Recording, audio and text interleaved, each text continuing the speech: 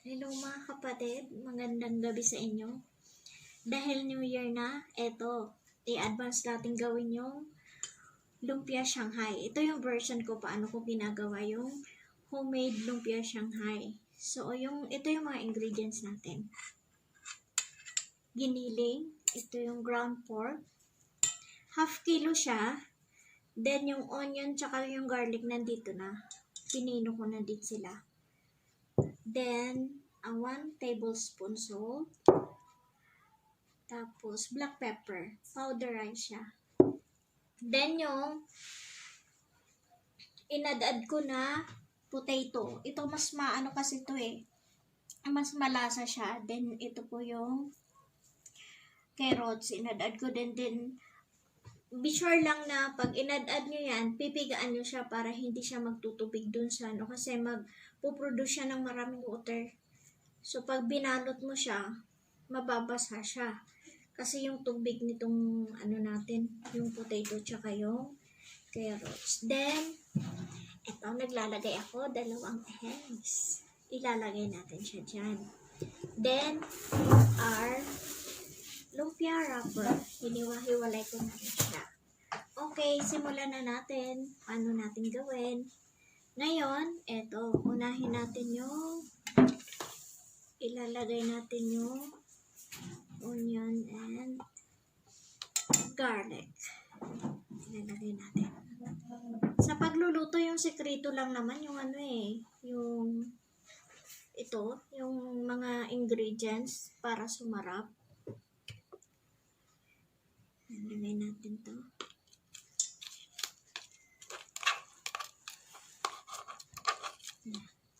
Garlic and onion.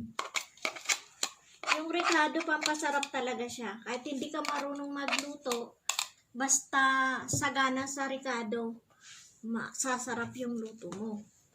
So, ilalagay na natin carrots and potato.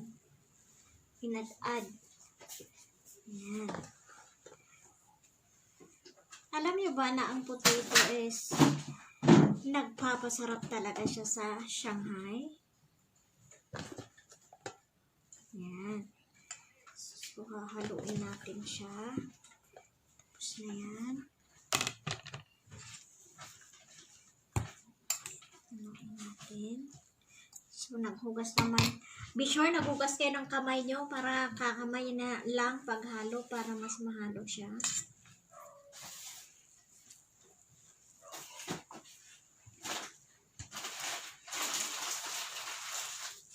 Ihalo muna natin siya dito.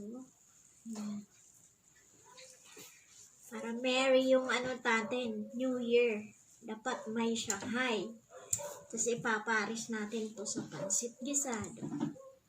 Bihon gisado. Pansit bihon gisado. Masarap to. Dahil may sausawan kang maanghang na suka. Ang sarap.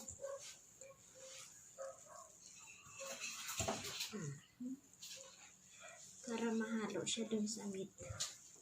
O, tignan nyo guys. O, ito yung sekreto nyo kaya pinipigaan siya. Hindi siya nagtutubig. So, lagyan na natin siya ng ito, black pepper. Black pepper. So, ako pag naglalagay, tinatansya ko kasi mas gusto ko ngayon maraming ricado siya. Antioxidant naman lahat ng mga bawang, sibuyas, yan. So, yan. Ganyan. Then, yung salt.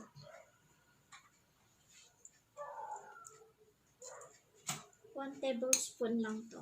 Nilagay ko kasi pag medyo mataas ang timpla nung panglasa ng bisita natin, yan, baba. Ano naman nila, nagagawa na naman sila ng sausawan or either nagpapatis pa sila.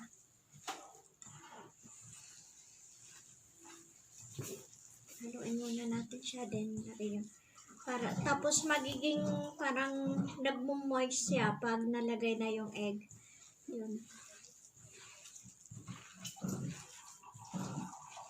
Pwede niyo rin tikman to ng pag ganyan, pag gusto nyong ma-sure yung lasa. Pero sa akin kasi, sa tagal kong gumagawa ng Shanghai, natansya ko na kung ilang asin ang ilalagay ko.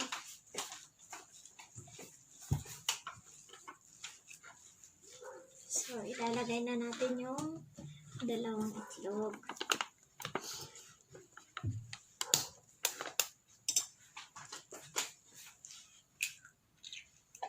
Ang sarap nito.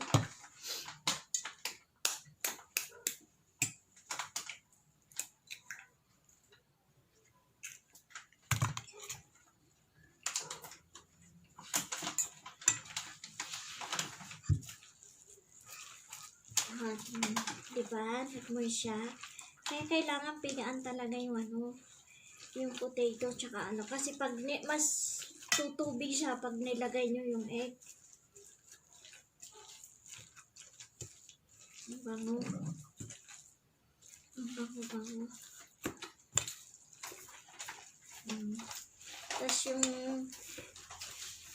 tawag dito, yung bawang tsaka yung sibuyas na pino siya. Tapos sumalo na dito. Ang sarap.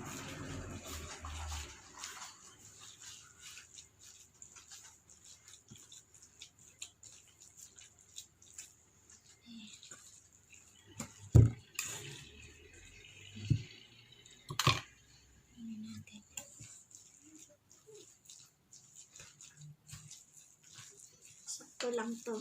Kasi marami naman may iba pa akong lulutuin, kaya sakto lang tong half kilo. Marami na din ito. And then, bukas bukas 31 ng gabi. Ano ko din yun. Try ko ma-video yung paano ko gagawin yung pork and beans na recipe. Then, yung chicken liver with sweet paste, stir fry lang siya. Masarap.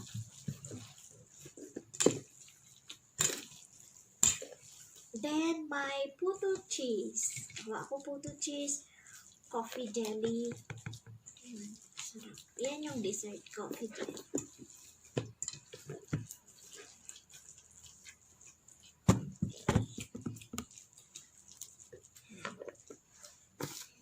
Ito na siya, guys. Yan mga kapatid. Ready for wrapping na siya. I-wrap na natin siya. Then, mamaya ipapakita ko sa iyo paano balutin. So, I need to wash my hands first bago tayo magbabalot. Okay? Stay tuned. Papakita ko sa inyo. Ito na. So, instead of eggs, yung pang ko dito, pang lock, ginawa ko siya cornstarch. Then, tinunaw ko siya sa hot water. Hindi naman yung masyadong kumukulo, parang lukewarm water. So, ito yung ipanglalak natin instead of eggs kasi ngayon ganito. Simulan natin magbalot.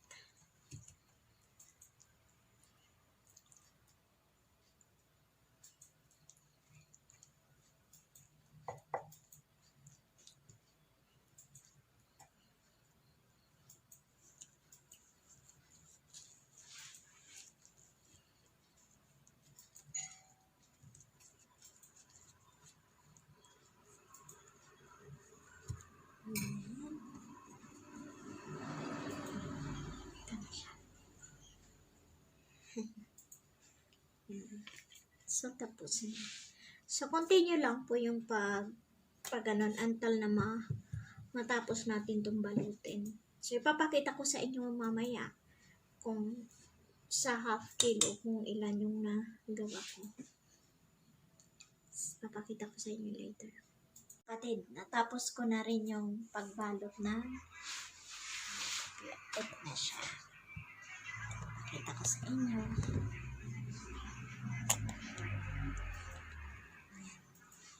Ito na siya lahat.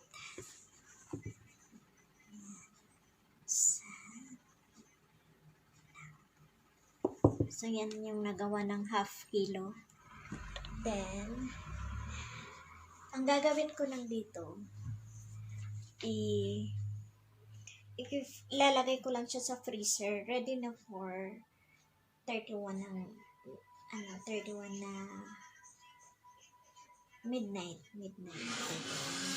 So, yan na. So, bali, i-cover ko siya ng plastic dito para hindi siya maaano sa freezer. Ito na siya, guys. Binalot ko na siya sa plastic. Tapos, ilalagay ko na siya freezer. Thank you. Thank you sa lahat. Naway i-subscribe niyo yung channel ko at patuloy niyo po ang abangan lahat ng mga videos ko about sa pagluluto ko ng iba-ibang recipe on my own version po. Maraming salamat.